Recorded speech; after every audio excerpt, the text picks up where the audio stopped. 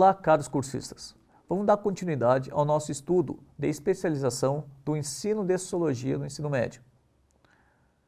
Segunda unidade, Epistemologia da imaginação sociológica, estranhamento e desnaturalização. As orientações curriculares nacionais, as OCNs de Sociologia, indicam uma disposição necessária do pensar sociológico, dois fundamentos ou princípios epistemológicos para o desenvolvimento do ensino da sociologia no ensino médio: estranhamento e desnaturalização. Talvez você esteja se perguntando, o que isso tem a ver com a educação? Então vamos começar o nosso estudo. Primeiro ponto, estranhamento. Vamos utilizar a palavra estranhar para perceber os diferentes significados encontrados nos dicionários.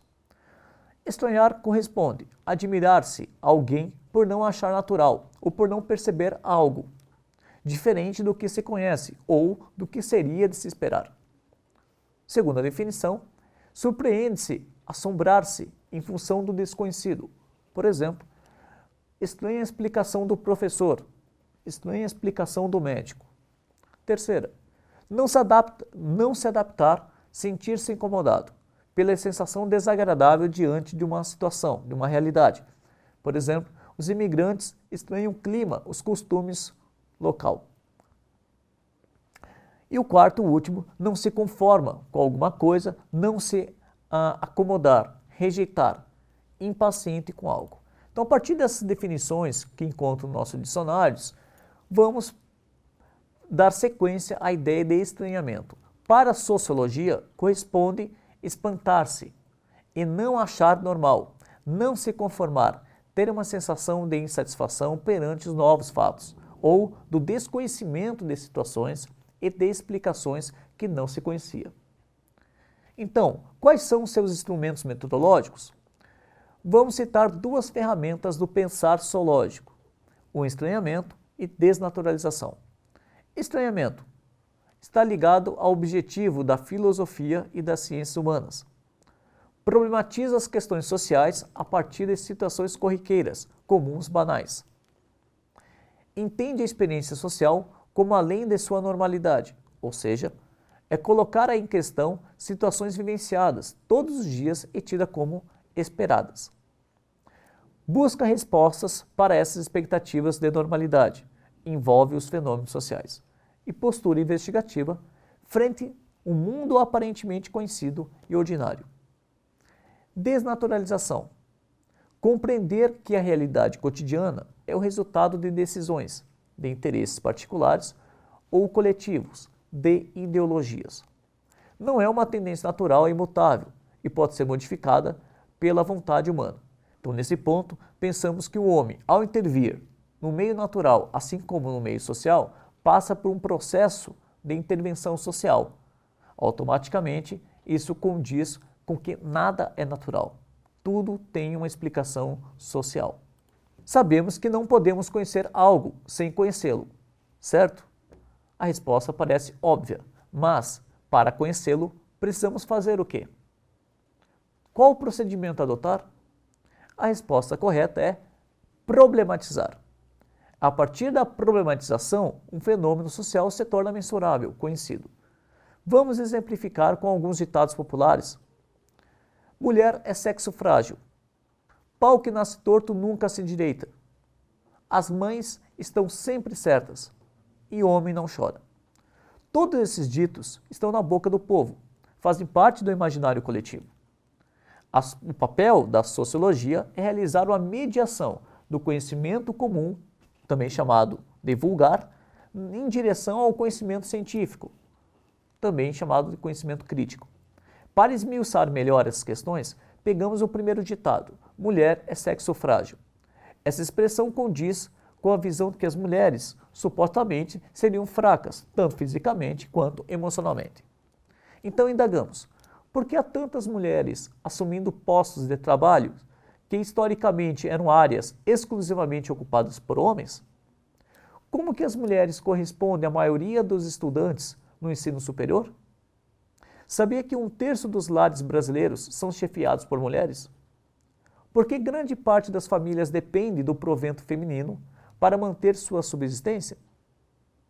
Se a mulher são emocionalmente ou sensivelmente fracas, como explicar que a maioria dos crimes passionais não são cometidos pelo público feminino? Para fundamentar o que estamos problematizando, vamos pegar outros exemplos, assim como cita o professor Nelson Dácio Tomasi. Os produtos que compramos e vendemos é algo mais do que parece ser. Descreve um material que serve muito bem para nós professores de sociologia trabalharmos em sala de aula. Vamos pegar o exemplo do professor Paulo Júnior Girardelli. Nada há de mais banal do que uma calça jeans, não é verdade? Entramos em uma loja e experimentamos a calça. Se serve, pegamos, se não serve, experimentamos outra. No entanto, muitas pessoas não fazem assim. Há pessoas que experimentam, olham no espelho e percebem que não cabe na calça. Não param um segundo para pensar em outra calça, porque outra calça não realçaria a parte do corpo que querem realçar ou esconder. E não penso também em rearrumar a calça, como nossas avós sugeririam. A calça, até então um objeto, o que recebe a ação, adquire vida e se torna sujeito, o autor da ação. E então, quem está comprando a calça se torna objeto frente a ela, pois ela que ordena, saia daqui agora e vá para uma academia. Você obedece porque você não é mais sujeito. O sujeito é a coisa morta, no caso o objeto, a calça, um pedaço de pano, que passa a lhe dar ordens. Uma calça mais exigente lhe ordena fazer uma lipo e você cai nas mãos, não na cadeia. Uma calça mais exigente lhe ordena fazer uma lipo e você cai nas mãos, não da academia, mas de uma sala de cirurgia. Cada calça, cada mercadoria cria vida diante de nós. Marx denominou isso de fenômeno da reificação e do fetichismo. Reificação, quando nós, os vivos, nos portamos como coisas, o que é morto. Fetichismo, quando as coisas se portam como sujeitos de ação, o que é morto torna-se algo vivo, na medida em que começar a agir. Passa a nos determinar. Ele disse que isso era uma das características dos nossos tempos modernos. Tirou da banalidade o que era um simples e completamente banal passeio por um shopping. Essa citação nos remete a flexionar que um simples objeto, no caso uma calça jeans, representa um significado simbólico que vai além da natureza enquanto mercadoria. Como Marx descreveu o caráter fetichista da mercadoria, segundo Marx, a forma mercadoria e a relação do valor dos produtos de trabalho na qual ele se representa não tem a ver absolutamente nada com a natureza física, com as relações materiais que daí se origina o produto. Não é mais nada que determina a relação social entre os próprios homens e, para eles, aqui assume a forma fantasmagórica de uma relação entre coisas. Então, a partir dessa descrição do caráter fetichista da mercadoria, como os objetos acabam dentro dessa lógica civilizacional, nessa perspectiva capitalista, os produtos acabam tomando uma vida própria e sendo os próprios sujeitos da ação, né? Citamos o vídeo Servidão Moderna. Esse vídeo ele vai conseguir dar embasamentos explicando como que as mercadorias assumem uma característica singular na consciência, né, da população, inclusive sobre as relações historicamente falando, desde as relações dos escravos da antiguidade, passando por uma relação de servidão até chegar aos trabalhadores modernos. Dando sequência aos nossos estudos, para ligar ou fazer uma ponte entre estranhamento e desnaturalização, se faz necessário um elemento, chama-se mediação. Para realizar essa prática, é preciso nos remeter à tarefa típica do pesquisador social. Só é possível mediante o distanciamento do fenômeno social. Colocar-se à distância do fenômeno significa a possibilidade de ultrapassar os limites do senso comum, que supõe a naturalidade da cultura, e inquietar-se com questões rotineiras e consagradas pela normalidade. Segundo ponto, então, segunda ferramenta do exercício sociológico, desnaturalização. A palavra desnaturalização, segundo alguns dicionários, corresponde ato ou efeito de desnaturalizar-se, renúncia ou revogação de naturalização, perda da nacionalidade ou dos direitos adquiridos por naturalização. Então, a partir dessa descrição que se encontra em alguns dicionários, a sociologia, a palavra desnaturalização, baseia-se na premissa que nada é natural, pelo fato que busca compreender que a realidade cotidiana é resultado de decisões de indivíduos, grupos ou instituições permeadas de ideologias. O homem intervém, altera e modifica e transforma o meio natural e, consequentemente, o meio social que está inserido. Nesse sentido, a sociologia desconstrói a ideia de naturalidade dos fenômenos sociais, a partir da mediação científica de reflexão apurada e sistemática sobre a questão causal. Segundo Alberto Tosi Rodrigues, o exercício reflexivo e científico da sociologia tem como objetivo conservar ou revolucionar, tirar a venda dos olhos ou impedir que o excesso de luz nos deixe cegos. A reflexão sociológica ocupa um papel central na compreensão das forças sociais que vêm transformando nossa vida nos dias de hoje.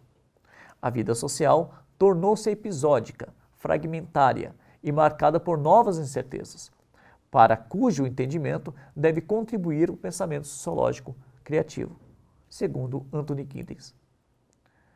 Quando há o empoderamento por parte do aluno como sujeito social que compreende a realidade que está em sua volta, também percebe o que se estabelece além dela. Assim, problematizando quando a existência de verdades absolutas, sejam elas na explicação do cotidiano ou na constituição da ciência. Vamos exercitar a nossa mente a partir do raciocínio sociológico? Na obra Modernização Reflexiva, Giddens, Beck e Lesch discorrem sobre mudanças que estão ocorrendo no período da modernidade, ou como outros autores mencionam, pós-modernidade, Zygmunt Bauman, Boaventura de Souza Santos, a partir do conceito de destradicionalização. Tal conceito não corresponde ao desaparecimento da tradição, como muitas pessoas falam, que os valores se perderam, mas a sua própria reorganização. Nesse sentido, a globalização, ao entrar em contato com as tradições, perpassa na transformação do tempo, do espaço, na experiência local, ou seja, representa um processo estrutural de ordem planetária que coaduna com o conjunto de mudanças das condições básicas da vida social. Ela não produz necessariamente um mundo mais unificado, mas, ao contrário, produz uma fragmentação. Agora vamos para um próximo subtítulo, da imaginação à percepção sociológica, convite ao conhecimento. Começaremos apresentando esse tema para o nosso cursista a partir da citação de Flávio Sarandi. O ensino da sociologia é relevante exatamente porque pode revelar aos nossos alunos as intrincadas relações nas quais está inseridos e como essa pertence, exerce um profundo efeito sobre sua identidade, suas expectativas de vida, sua visão de mundo. Em poucas palavras, sabe-se que ele é e qual o lugar que ocupa na estrutura social. Mas esse conhecimento não será aprendido por meio de mera informação ao aluno ou de sua memorização. Ao contrário, apenas se realizará realmente se houver aprendizagem de um tipo especial de raciocínio, uma verdadeira mudança da atitude cognitiva por parte do aluno. Nesse ponto, citaremos então o nosso autor, sociólogo norte-americano Charles White Mills, que escreveu em 1959 o livro A Imaginação Sociológica, que fornece uma instrumentalização para a tomada de consciência de aspectos importantes na ação humana e da realidade que se manifesta. Nesse sentido, segundo Mills, capacita seu possuidor a compreender o cenário histórico mais amplo, em termos de seu significado para a vida íntima e para a carreira exterior de numerosos indivíduos. Permite levar em conta como os indivíduos na agitação de suas experiências diárias, adquirem frequentemente uma consciência falsa de suas posições sociais. Reflexões de Mills sobre imaginação sociológica constituem um importante aparato no ensino da sociologia, pois possibilita problematizar as questões sociais a partir de situações corriqueiras, comuns, muitas vezes negligenciada pelas pessoas e pesquisadores, assim distanciando das pré-noções e preconceitos. Desenvolvê-la em nossos alunos propiciaria a capacidade de enxergar relações entre as suas vidas particulares e as estruturas sociais, a biografia e a história, o indivíduo e a sociedade. Para exercitar a imaginação sociológica, descrita por Mills, é necessário apontar as características da realidade social a partir de tais perguntas fundamentais que o autor elencou. Letra A. Como se estrutura essa sociedade? Quais são seus componentes essenciais? B. Qual é a posição dessa sociedade no desenvolvimento histórico humano?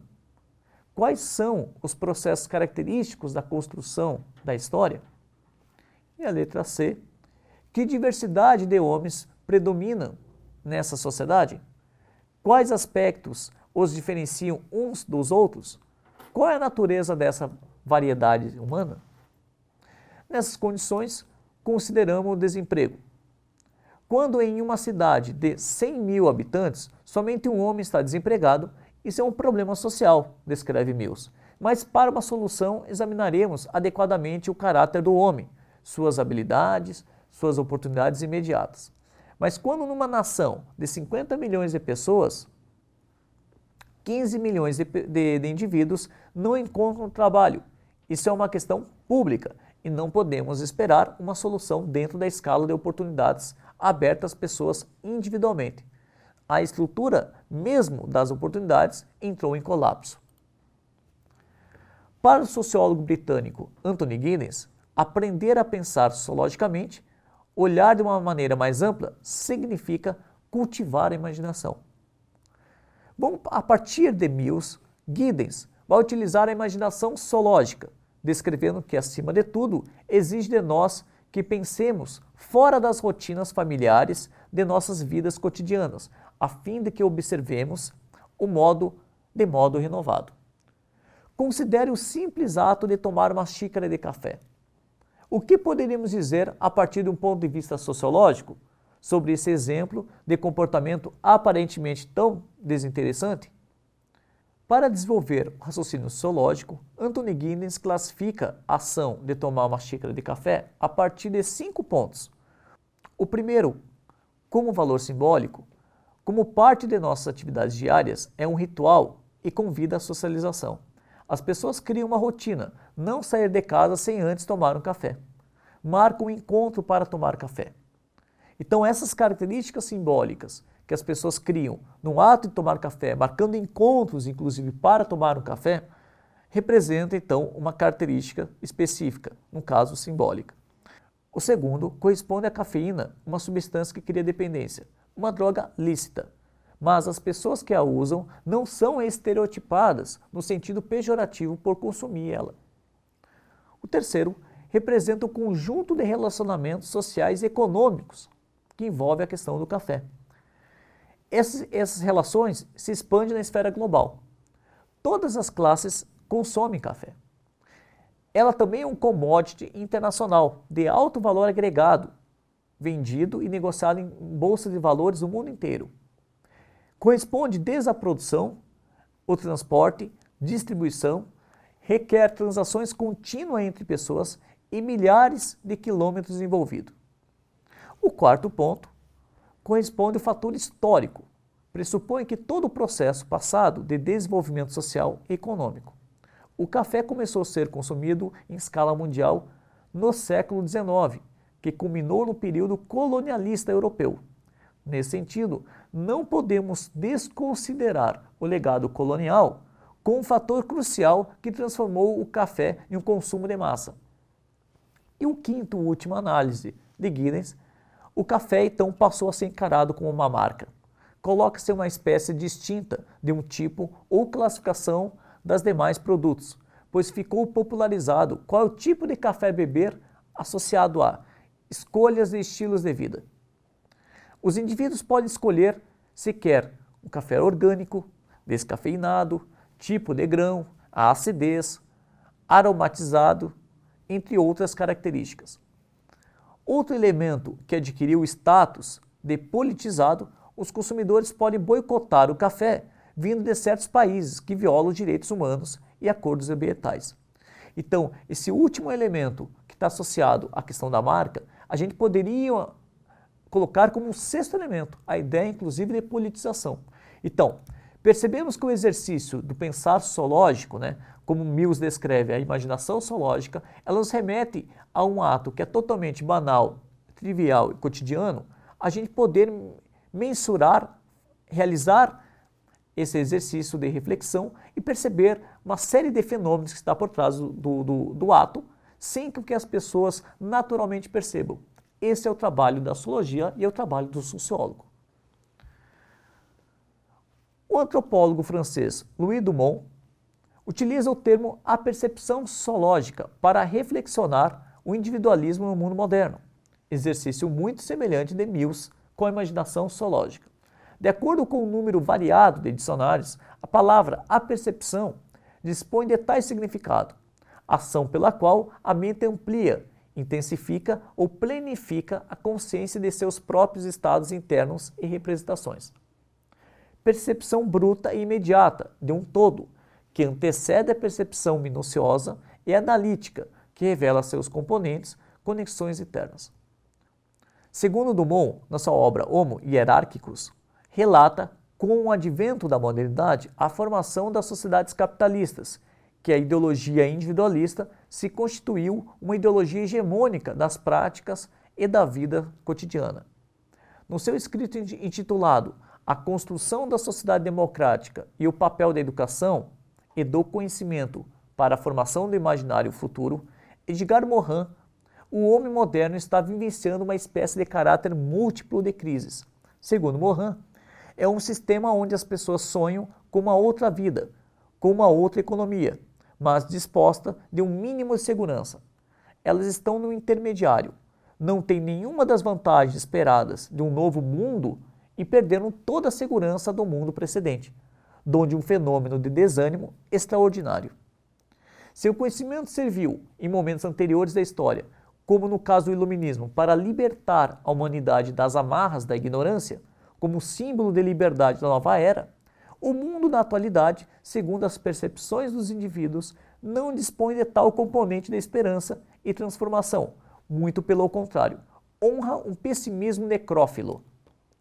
No capítulo intitulado sobre as artimanhas da razão imperialista de Pierre Bourdieu, relata que o paradigma do multiculturalismo traz na sua concepção de pluralismo cultural na esfera cívica, mas na concretude das relações mascara a principal questão, o não reconhecimento das culturas marginalizadas pelos cânones acadêmicos. Segundo Pierre Bourdieu, a noção polissêmica de mundialização tem como efeito, para não dizer função, submergir no ecumenismo cultural ou no fatalismo economicista os efeitos do imperialismo e fazer aparecer uma relação de força transnacional como uma necessidade natural. No termo de uma reviravolta simbólica baseada na naturalização dos esquemas do pensamento neoliberal. Conforme ressalta Walter Mignolo, a colonialidade no campo do conhecimento e no consumo é inevitável no processo da modernização. Para Bourdieu, a neutralização do contexto histórico-social resulta no esquecimento dos correlatos das condições históricas de origem. Como vimos nessa aula, então encerrando mais uma participação, o ensino de sociologia traça alguns objetivos. Desenvolver a imaginação sociológica, que permite que nossos alunos compreendam o processo histórico em suas relações com a biografia individual, e a percepção sociológica, que permite que o aluno perceba-se como integrante de um processo histórico e parte de um destino comum.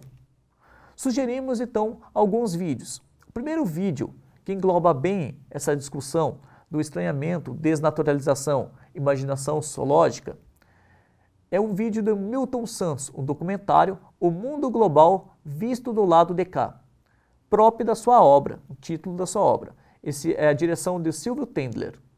O outro documentário também sugerido é Zeitgeist Addendum.